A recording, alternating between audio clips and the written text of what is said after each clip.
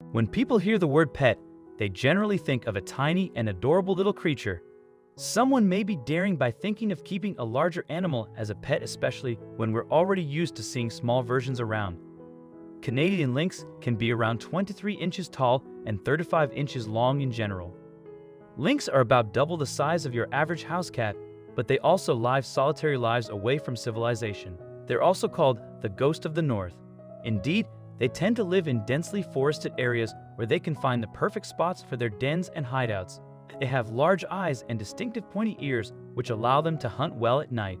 They mainly eat snow hares, although they will catch other forms of small mammals when hares are scarce.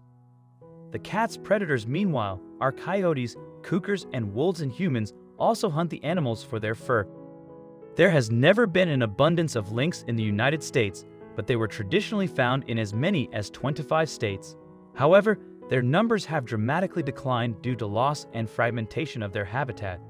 Indeed, things got so bad for the cat that in 2000, the U.S. Fish and Wildlife Service listed the species as threatened in the lower 48 states. But while it has gotten harder to catch a glimpse of the Canadian lynx in the wild, many are available to view at zoos. And that's where Max comes in. Yes, the infant lynx was born at a zoo in May 2011 before being released to wildlife educator Bernadette Hoffman. Hoffman began working with animals as a zookeeper in Hoosick Falls, New York in 2002. When the zoo closed 6 years later, however, she took on a part-time job at a natural history museum. In her free time too, she taught wildlife education courses. Therefore, little Max found himself in perfectly capable hands.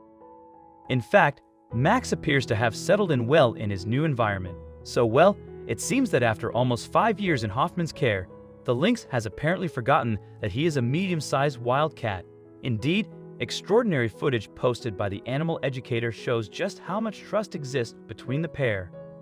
The video, which was posted to YouTube, shows Max purring loudly as he is greeted by Hoffman. With the promise of a stroke, the lynx lifts himself toward his handler and gently bobs his head on her hand. Then, as Hoffman strokes him, the cat's purrs get louder and louder, just like any domesticated felines. After a while, the adorable animal sinks to the ground as he relaxes to his fullest. He even rests his head on his paw and closes his eyes thoroughly, enjoying the pleasurable massage. Just then, Hoffman begins scratching Max under his chin, which, as any cat owner will know, cats can't resist. Surrendering to his master's advancements, Max rolls on his back and wraps his paws lovingly around Hoffman's arm. All the while, the feline's purr resonates throughout the room. It appears from the video that Max has a lot more in common with the humble house cat that may have been previously thought. In caption that accompanied the heartwarming video, Hoffman explained, "Max Lynx, the educational animal ambassador, takes a moment to get some good scratching before he sits down for his meal. He was born at a zoo in May 2011. He's not completely domesticated, but not wild either," Hoffman added. He educates the public on the endangered Canada lynx in hope that people will be driven to conserve our environment and protect our wildlife. He is not declawed.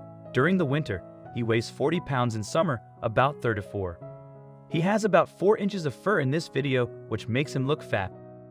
I mean fluffy. Since the video was posted in January 2016, it has been viewed an impressive 800,000 times. It has also attracted thousands of comments. In fact, many of the observations marvel at the similarities between Max and the domesticated felines. But while he may look cute, Max is still a semi-wild animal. Therefore, his behavior isn't always predictable. When asked if the cat had ever hurt her or others, Hoffman responded, "Max has no contact with anyone except myself, so he has not injured anyone. I have gotten a black eye and a couple good scratches, but no bite marks, and none of the injuries were from aggression. Just stupid accidents." Still, Max was just a baby when Hoffman acquired him, so he would have been easier than most to train. In fact, videos from his first months in his new home show the lynx being taught how to walk on a lead. More footage features Max at his first educational visit.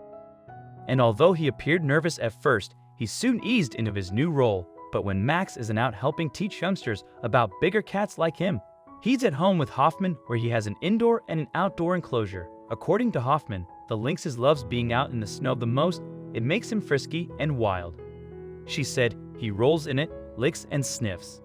"Normally, I wouldn't allow the adrenaline rush, but sometimes you just have to give a little," But while he evidently loves being out in the open, Max will never be able to live out in the wild like other Canadian lynx. As he was born in a zoo, the cat is probably too domesticated to live among others of his kind. He also has to take regular medication to fight an ailment.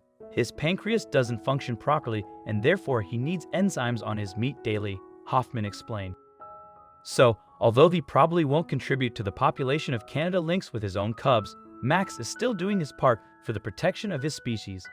Max, our animal ambassador, is doing a wonderful job educating children about animals.